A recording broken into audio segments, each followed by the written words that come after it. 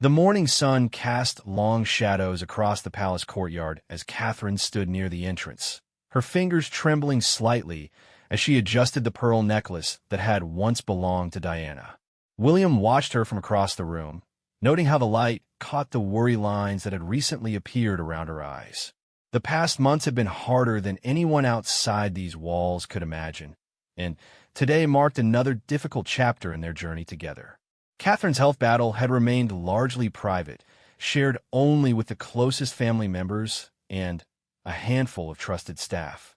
The chemotherapy treatments had taken their toll, though she bore it all with the grace that had become her trademark. William had been by her side through every appointment, holding her hand during the worst moments, catching her when exhaustion threatened to overwhelm her completely. Their children had noticed the changes too, the way their mother moved more slowly now, how she sometimes needed to rest in the middle of playing with them, the new softness in her voice when she tucked them in at night. The relationship between Catherine and Camilla had always been complex, layered with the unspoken tensions that come from navigating royal protocol and family dynamics. Where Catherine represented the future of the monarchy with her modern approach and genuine warmth, Camilla embodied the old guard, the traditional ways that had governed the palace for generations. Their interactions at official events were cordial but cool, each woman maintaining the perfect facade of unity while harboring their own perspectives on what the royal family should represent. That morning's gathering was supposed to be routine, a brief family meeting before Catherine departed for another round of treatment. Charles had insisted on these regular check-ins, his way of showing support while managing the delicate balance of family relationships. The king himself had grown fond of Catherine over the years, seeing in her the dedication and strength that reminded him of his own mother. He often remarked privately to William how fortunate the monarchy was to have found someone so naturally suited to the role. As the family assembled in the blue drawing room, the atmosphere was heavy with unspoken emotions. William stood protectively near Catherine, his hand occasionally brushing her back in silent support. Their love had only grown stronger through this trial, each challenge binding them closer together. He had taken on more duties to allow her time to heal, juggling his royal responsibilities with being present for their children when Catherine couldn't be. Camilla entered the room last, her posture perfect and her expression carefully neutral. She greeted everyone with the practiced ease of someone who had spent years perfecting the art of royal interaction. Yet there was something different about her demeanor that morning, a certain lightness that seemed out of place given the circumstances. Perhaps it was the way she avoided direct eye contact with Catherine, or how she positioned herself slightly apart from the group, as if already distancing herself from what was to come. The conversation began with Charles updating everyone on upcoming royal engagements and discussing how to manage public appearances during Catherine's treatment. William had been adamant about protecting his wife's privacy while she focused on recovery, and Charles supported this decision wholeheartedly. They spoke of scheduling adjustments and which events could be postponed or delegated to other family members. Catherine listened quietly, her strength evident even in her stillness. She had always understood that being part of the royal family meant putting duty first, but William had taught her that family came before protocol. This balance had become their guiding principle, one that sometimes put them at odds with more traditional members of the household. As the meeting progressed, Camilla made several comments about the importance of maintaining appearances and not allowing personal matters to overshadow royal duties. Her words, while not directly aimed at Catherine, carried an undertone that William found deeply troubling. He watched his wife's face carefully, seeing the slight tightening around her eyes that indicated she too had noticed the implied criticism. The turning point came when they discussed an upcoming charity gala, one that Catherine had been instrumental in organizing. It was meant to raise funds for children's cancer research, a cause that had taken on new personal significance.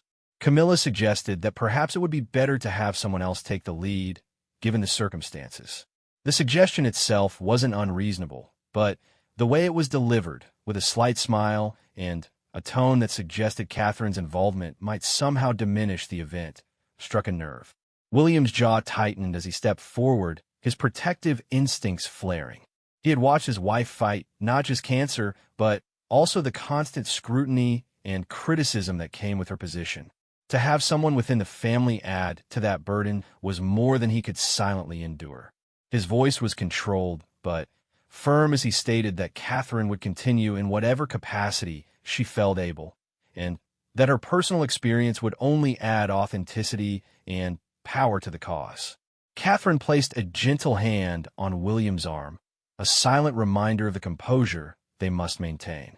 This was one of her greatest strengths, the ability to remain dignified even when facing adversity. She had learned early in her royal journey that responding to slights with grace was more powerful than any sharp retort. But William could see the effort it cost her, especially now when her energy was so precious. Charles attempted to smooth over the growing tension, suggesting they table the discussion for another time. But the damage was done. The room felt smaller somehow, the air thick with things left unsaid. Catherine excused herself, saying she needed to prepare for her departure. William immediately moved to go with her, but she stopped him with a look that said she needed a moment alone. As Catherine left the room, her steps careful but determined, Camilla's expression shifted. The concern that should have been there was replaced by something else, a satisfaction perhaps, or relief. It was subtle, the kind of micro-expression that only those paying close attention would notice. But William saw it, and it ignited something fierce within him. The next few minutes passed in strained small talk as the remaining family members tried to pretend nothing had happened. William's responses were mechanical, his mind elsewhere, with his wife who was fighting battles on multiple fronts.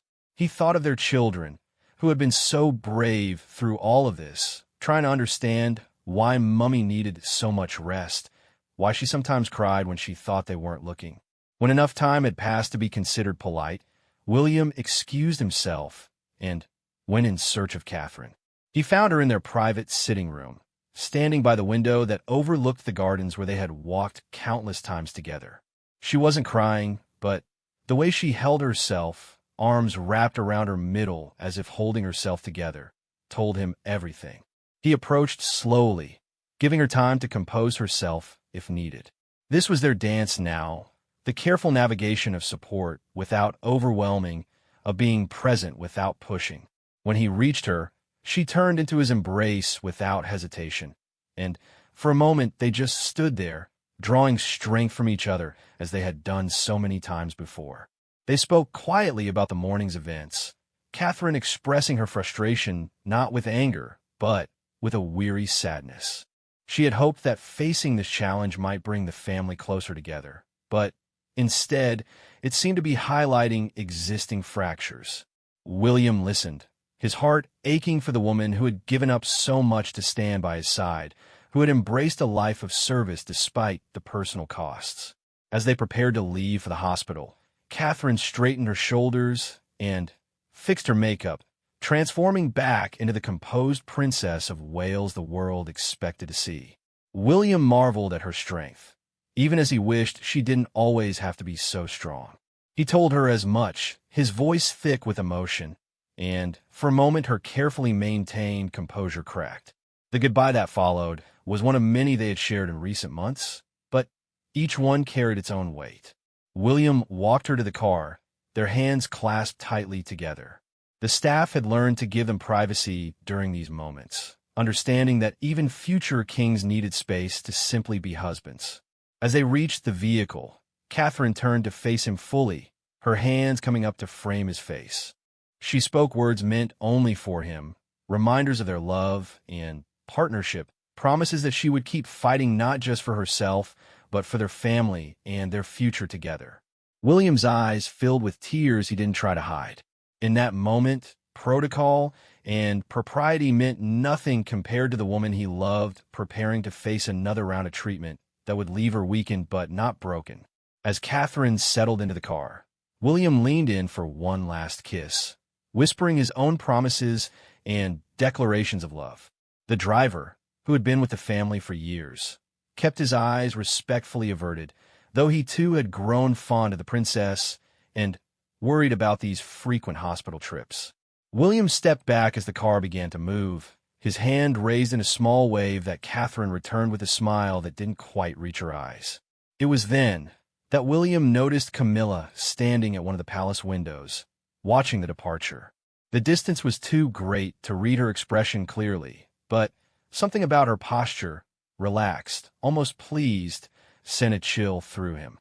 As the car disappeared through the gates, he saw her turn away from the window, and he could have sworn he glimpsed a smile on her face. The image haunted him as he returned to the palace, his mind racing with questions about family loyalty and the complex dynamics that existed within these ancient walls. He thought about his mother, Diana, and how she too had faced challenges within the family, often feeling isolated despite being surrounded by people. He had vowed that Catherine would never experience that same loneliness, but moments like these made him question whether some patterns were destined to repeat. Inside, Charles was waiting for him, concern evident on his face. The king had noticed the tensions too, though his approach was always to smooth things over rather than address them directly. They spoke briefly, Charles expressing his support for both William and Catherine, assuring his son that adjustments would be made to accommodate her treatment schedule. It was a conversation they had before, and while William appreciated his father's support, he couldn't shake the feeling that more needed to be done to address the underlying issues. The rest of the day passed in a blur of meetings and obligations that William attended with half his mind always on Catherine. He had become adept at compartmentalizing, fulfilling his duties while part of him remained tethered to his wife's side. His staff had noticed the change in him during these months, a new depth to his commitment, a fierce protectiveness that emerged whenever Catherine's well-being was in question. That evening, as William waited for news from the hospital, he found himself in the nursery with their children.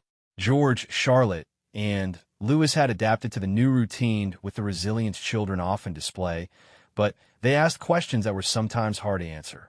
Why did Mummy have to go to the hospital so often? When would she be completely better? William did his best to reassure them while being honest about the journey their mother was on. As he tucked them into bed, each child had a special message for their mother that William promised to deliver. George, trying to be brave and grown up, said to tell her he was helping look after his younger siblings. Charlotte had drawn a picture of the whole family together, with extra flowers around Mummy. Louis, still young enough to see the world in simple terms, just wanted Mummy to know he had saved her some of his favorite biscuits. These moments both broke and sustained William. The innocence of his children's love for their mother, their unwavering belief that everything would be okay, gave him strength even as it reminded him of all that was at stake. He stayed with them until they fell asleep, then made his way to his study, where he could wait for Catherine's call in private. When the phone finally rang, William's heart leaped. Catherine's voice was tired, but steady as she updated him on the treatment. They had developed their own language for these conversations, ways of communicating that went beyond words. She could hear in his voice the lingering upset from the morning's events, just as he could hear in hers the exhaustion that went deeper than physical fatigue. They talked about everything and nothing, the children's messages, plans for when she returned home, funny things Louis had said at dinner. These normal conversations had become precious, reminders that beneath the titles and responsibilities, they were simply William and Catherine, two people who had chosen each other and continued to choose each other every day. As the call ended with their customary exchange of love and promises to see each other soon, William felt the weight of the day settling on his shoulders. He thought about the morning's events, about Camilla's smile as Catherine's car pulled away, about the various forces within the palace that seemed to pull in different directions. But mostly, he thought about his wife, her grace, her strength, her determination to fulfill her duties even while fighting a personal battle that would have felled lesser individuals. The future seemed uncertain in ways it never had before. The monarchy itself was evolving, with William and Catherine representing a more modern, accessible approach that sometimes clashed with traditional expectations. Add to that the personal challenges they were facing, and the path forward was anything but clear. Yet William found comfort in the knowledge that whatever came next, he and Catherine would face it together. As he finally retired for the night, William paused at the window, overlooking the same gardens Catherine had gazed upon that morning. The moon had risen, casting everything in silver light, transforming the familiar landscape into something almost magical. He thought about all the walks they had taken there, from their early days of courtship to recent strolls with their children. Those gardens had witnessed their love story unfold, and he had faith they would see many more chapters yet to come. The sound of a door closing somewhere in the palace brought him back to the present. Life within these walls continued its centuries-old rhythm, indifferent to individual struggles and triumphs. But William had learned that it was possible to honor tradition while still protecting what mattered most. Catherine had taught him that how to be both royal and human, how to serve the crown while nurturing the heart. Tomorrow would bring new challenges. There would be more treatments, more public appearances to navigate, more family dynamics to manage. The press would continue their relentless coverage, parsing every expression and gesture for meaning, while meaning and not-so-well-meaning relatives would offer their opinions on how things should be handled. The machinery of monarchy would continue its inexorable forward motion. But tonight, William allowed himself to simply be a husband missing his wife, a father protecting his family, a man grappling with the complexities of love and duty in the public eye. He whispered a prayer for Catherine's strength and healing, for wisdom in navigating the days ahead, for the grace to handle whatever challenges arose with the dignity she had shown him was possible. In another part of the palace, Camilla retired to her own quarters, her expression unreadable. Whatever satisfaction she had felt at the morning's events was her own to examine. The royal family had always been a complex web of relationships, alliances, and unspoken tensions. Catherine's illness had shifted dynamics in ways that were still revealing themselves, and each member of the family was processing it in their own way. Charles, meanwhile, found himself reflecting on the delicate balance he was trying to maintain. His love for William was unquestionable, as was his growing affection for Catherine. But his relationship with Camilla was also precious to him, hard-won after years of controversy and public scrutiny. Navigating between these important relationships required a diplomatic skill that even his years of training hadn't fully prepared him for. The palace staff, who saw more than they ever spoke about, went about their duties with extra care during these difficult days. Many of them had served the family for decades and had developed genuine affection for the younger royals.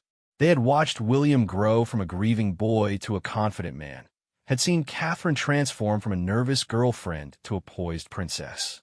Her current struggle touched them all, though they expressed it only in small gestures. Fresh flowers in her room, even when she wasn't there, special attention to the children's needs, a gentleness in their service that spoke volumes. As the night deepened, the palace settled into its nocturnal quiet. But the events of the day lingered in the air like an unresolved chord. The heartbreaking goodbye between William and Catherine had been witnessed by many, each interpreting it through their own lens. For some, it was a touching display of marital devotion. For others, perhaps it was something else entirely. What remained constant was the love between William and Catherine, tested by circumstances but ultimately strengthened. Their bond had become a beacon of hope for many who watched the royal family, proof that even within the constraints of duty and tradition, genuine partnership was possible. Catherine's grace under pressure and William's fierce protectiveness had endeared them to millions who saw in them a reflection of their own struggles and triumphs. The morning would come soon enough, bringing with it new challenges and responsibilities. Catherine would continue her treatment with the same quiet determination she brought to all aspects of her life. William would balance his public duties with his private concerns, drawing strength from the knowledge that his wife was fighting her battle with characteristic courage. Their children would wake with the resilience of youth, ready to face another day with the adaptability that had become their inheritance. And somewhere in the complex dynamics of the royal household, relationships would continue to shift and evolve. Camilla's reaction to Catherine's struggles would remain a source of tension, one of many undercurrents that ran beneath the polished surface of royal life. But William and Catherine had learned that they could not control others' reactions. They could only control their own responses, their own choices, their own commitment to each other and their family. As William finally drifted off to sleep, his last thoughts were of Catherine, not the Princess of Wales, not the future queen, but simply the woman he loved. He pictured her strength, her smile, the way she had looked at him during their goodbye. These images sustained him, reminding him of what they were fighting for, what made all the challenges worthwhile. The story of that heartbreaking goodbye would be interpreted many ways by many people.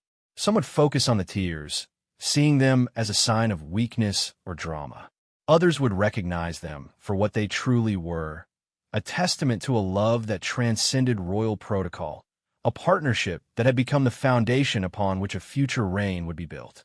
And still others, like Camilla, would see it through their own particular lens, shaped by their own experiences and perspectives within the complex world of royal life.